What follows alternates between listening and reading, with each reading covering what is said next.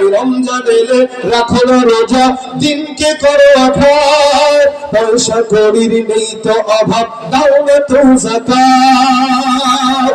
রমজান এলে রাখো না রোজা, দিনকে করো আঘাত, পয়সা কড়ির নেই তো অভাব, দাও না তো যাকাত। তুমি ইমানদারির বড়াই করো, নেই তোমার ইমান, তুমি ইমানদারির বড়াই করো, নেই তোমার ইমান। তুমি কেমন মুসলমান, তুমি কেমন মুসলমান, নামাজের সাথে নাই পরিচয়, মানো না কোরআন, নামাজের সাথে নাই পরিচয়, মানো না কোরআন। তুমি কেমন মুসলমান, তুমি কেমন মুসলমান, ঠিক কিনা? ইমানদার দাবি করলে নামাজ দরকার আছে না নাই? এজন্য ঈমান তিন জিনিসের সমন্বয় হয়। এক নম্বর ঈমানের আলামত থাকবে তাসদীক বিল জিনান, দুই নম্বর ঈমানের আলামত ইকরার বিল লিসান, দুই নম্বর তিন নম্বর ঈমানের আলামত আমল বিল আরকান। তাসদীক বিল জিনান মানে অন্তর দিয়ে বিশ্বাস করা। আমিও বিশ্বাস করি, আপনারাও বিশ্বাস করেন। আল্লাহ কয়জন? আসমান বানাইছে কে?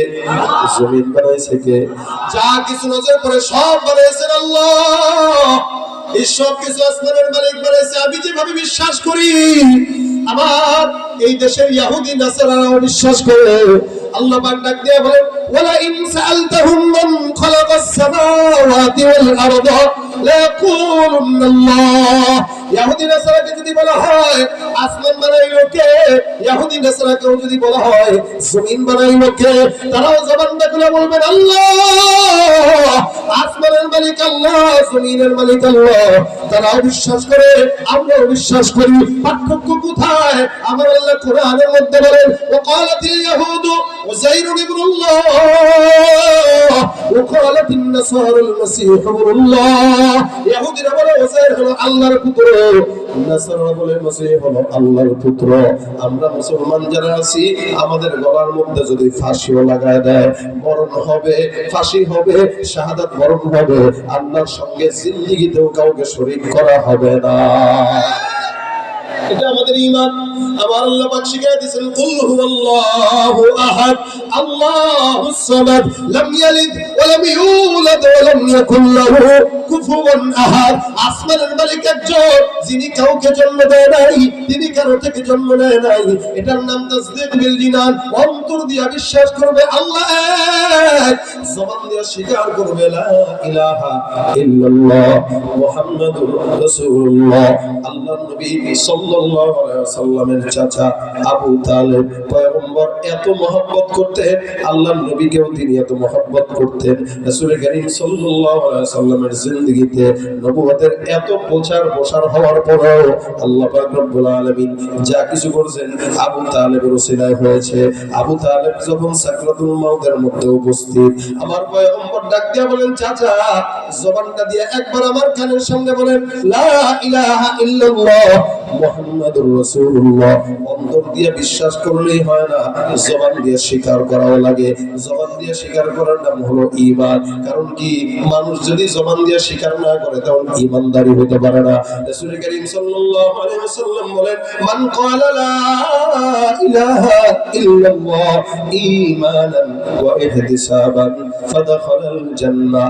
কেউ ঈমানের সঙ্গে ইহতিসাবের সঙ্গে জবান দিয়ে একবার পড়বে লা ইলাহা ইল্লাল্লাহ, আমার পয়গম্বর বলে বিনা হিসেবে জান্নাতি।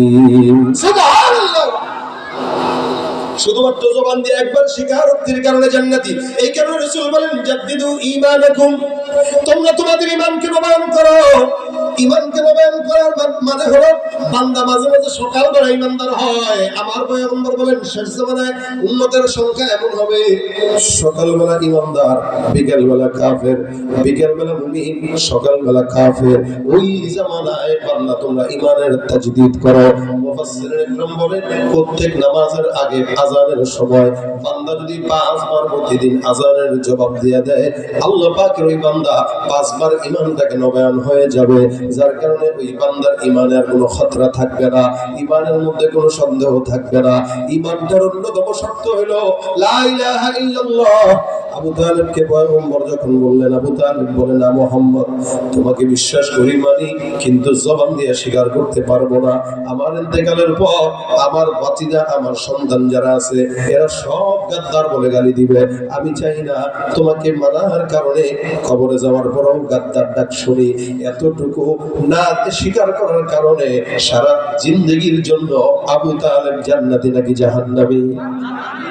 শুধুমাত্র ঈমানটাকে জবান দিয়ে স্বীকার করে নাই, শুধুমাত্র বলে নাই লা ইলাহা ইল্লাল্লাহ, কারণে ঈমানের সর্বপ্রথম শর্তই নবী বলেন, বুনিয়াল ইসলামু আলা খামসিন, শাহাদাতি আল্লা ইলাহা ইল্লাল্লাহ। ইসলামের খুঁটি পাঁচটা, পাঁচটার মধ্যে এক নম্বর হলো লা ইলাহা ইল্লাল্লাহ। আমার আল্লাহ ডাক দিয়া বলেন, আল্লাযীনা ইউমিনুনা বিল গায়ব, অদৃশ্যের প্রতি যারা বিশ্বাস করে তারা হলো মুমিন। ঈমানের 3 নম্বর শর্ত কি? বলে 1 নম্বর অন্তর দিয়ে বিশ্বাস করবেন, 2 নম্বর জবান দিয়ে স্বীকার করলেন। এই দুইটা জিনিস বাংলাদেশের অধিকাংশ মুসলমানের আছে। 3 নম্বর যেটা, এটা অধিকাংশ মুসলমানের নাই, সেটা কি? আমল বিল আরকান। বান্দা ঈমানদার হইছে, নামাজও পড়ে না, রোজাও রাখে না, ঈমানদার দাবি করে।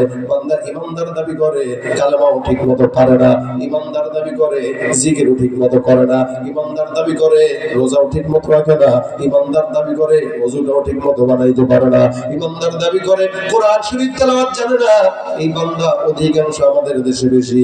ঈমান অন্তর থেকেও বিশ্বাস করে, জবান দিয়েও স্বীকারোক্তি করে, কিন্তু যত হুকুম আহকাম আছে এই সবগুলো পুঙ্খানুপুঙ্খানু মানে না, যার কারণে আমরা ঈমানদার নামে মুনাফিক, বেঈমান দাবি করে। ঈমানদার সব অধিকাংশই বেঈমান আর মুনাফিক।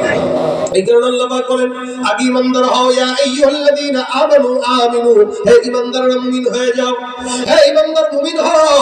আল্লাহ পাক রব্বুল আলামিন বলেন, এরপরে উদখুলু ফিস সিলমি কাফা, হে ঈমানদার সুন্দর করে ইসলামের ঘরের মধ্যে ঢুকে যাও। যারা ঈমানদার হবে 2 নম্বরে নেক কাজ করবে। আল্লাহ বলেন সবার জন্য কানাত লাহুম জান্নাতুল ফিরদাউস নুজুলা, এদের জন্য জান্নাতুল ফিরদাউস আমি আল্লাহ বরাদ্দ রেখে দিলাম। সুবহানাল্লাহ। আল্লাহ পাক রব্বুল আলামিন জান্নাতুল ফিরদাউস দান করবেন ঈমান আর নেক কাজ থাকলে।